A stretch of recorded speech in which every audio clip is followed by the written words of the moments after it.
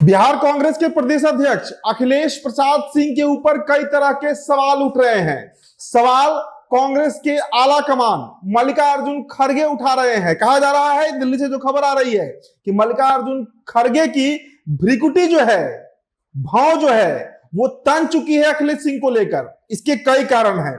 पप्पू यादव प्रकरण आप सभी ने देखा। इसके अलावा पार्टी के कई विधायक हैं जिन्होंने इनके नेतृत्व को अस्वीकार करते हुए पार्टी से इस्तीफा दे दिया। इसके अलावा इनकी पार्टी के जो प्रवक्ता हैं, जैसे कुंतल कृष्णन का एग्जांपल लीजिए उदाहरण के तौर पर। ऐसे कई नेता हैं, कई कांग्रेस कमेटी के सदस्य हैं जो अखिलेश प्रसाद सिंह से खफा चले और पार्टी उन्होंने छोड़ दिया।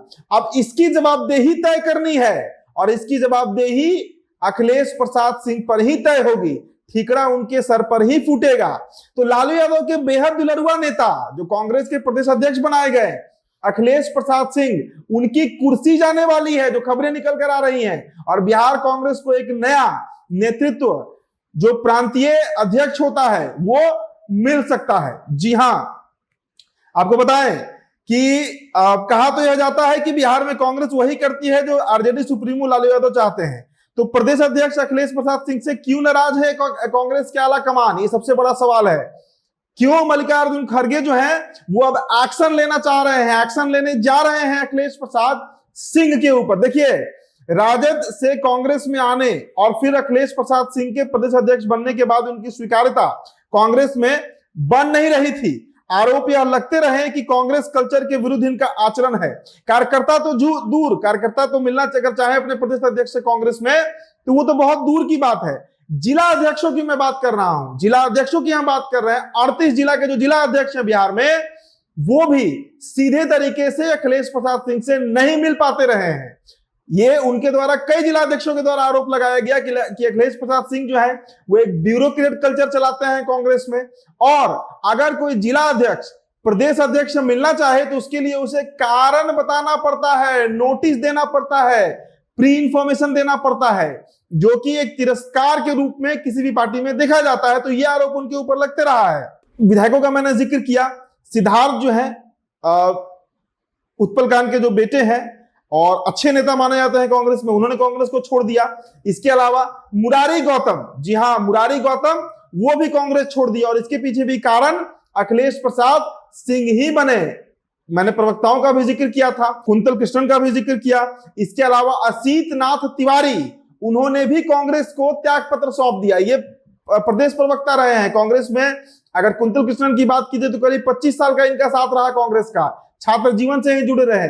लेकिन आज वही कुंतल कृष्णन जो है वो बीजेपी ज्वाइन कर चुके हैं और बीजेपी में बतौर नेता काम कर रहे हैं। तो ये जो लोग छोड़े हैं पार्टी, इसकी जिम्मेदारी किस पर तय होगी? इसके अलावा आपको बताएं, पप्पू यादव का प्रकरण आपने देखा। पप्पू यादव ने अपने पार्टी का कांग्रेस में विलय कराया, लेकिन पप्पू यादव और अखिलेश सिंह की जो आप कह सकते हैं एक अदावत है, मन ही मन, वो किसी से छिपा नहीं है। देखिए, प्रदेश अध्यक्ष अखिलेश प्रसाद सिंह ने पप्पू यादव के लिए जो नो एंट्री की बोर्ड लगाई, वह भी आला कमान को पसंद नहीं आ रही है। हालांकि कांग्रेस के केंद्रीय नेताओं के समक्ष पप्पू यादव ने अपनी पार्टी जाप का कांग्रेस में विलय कराकर कांग्रेस की सदस्यता ली, पर यह कांग्रेस प्रदेश अध्यक्ष को स्वीकार नहीं हुआ। और अखिलेश सिंह ने इस प्रकरण पर कहा कि दागी नेताओं के लिए कांग्रेस में कोई जगह नहीं है। देखिए, सबसे बड़ी बात, पप्पू यादव ने कांग्रेस के खिलाफ ना कभी बयान दिया है, ना उन्होंने कांग्रेस के लाइन पर कभी कुछ बोला है। हमेशा राहुल गांधी हो या प्रियंका गांधी हो, उनकी प्रशंसा ही करते हैं, उनकी नीतियों का समर्थन ही करते हैं।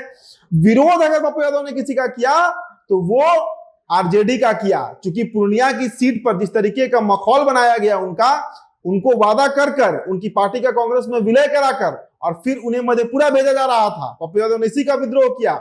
लेकिन लालू की जुबान आखिर अखिलेश प्रसाद सिंह क्यों बोलने लगे? क्यों उन्होंने कहा कि दागी नेताओं की कांग्रेस में एंट्री नहीं होगी, हम पप्पू यादव को स्वीकार नहीं करेंगे? इस बात को भी लेकर कांग्रेस के आला कमान काफी खफा है, जो खबरें निकल कर आई हैं। तो कुल मिला जुलाकर जो स्थितियां हैं वो अखिलेश प्रसाद सिंह के अब खिलाफ में ही जा रही हैं। देखिए, प्रदेश अध्यक्ष अखिलेश प्रसाद सिंह पर यह भी आरोप है कि पार्टी से ज्यादा उन्होंने खुद की चिंता की, अपने बेटे को चिंता की। कांग्रेस के बजाय बाहरी को उम्मीदवार बनाने की चिंता की। राज्यसभा कार्यकाल पूरा होने के बाद किसी और को राज्यसभा भेजने के बजाय खुद दूसरी बार राज्यसभा भी चले गए और महाराजगंज से अपने बेटे को चुनाव लड़ाया, जो पिछली बार मोतिहारी से चुनाव लड़े थे। तो कुल मिला जुलाकर स्थितियां जो है वो पूरी तरीके से अखिलेश प्रसाद सिंह के विपरीत हो चुकी हैं और ये उम्मीद जताई जा रही है कि बहुत जल्द कांग्रेस को एक नया नेतृत्व, एक नया प्रदेश अध्यक्ष दिल्ली देने जा रहा है। फिलहाल चर्चा में इतना ही। बहुत बहुत शुक्रिया।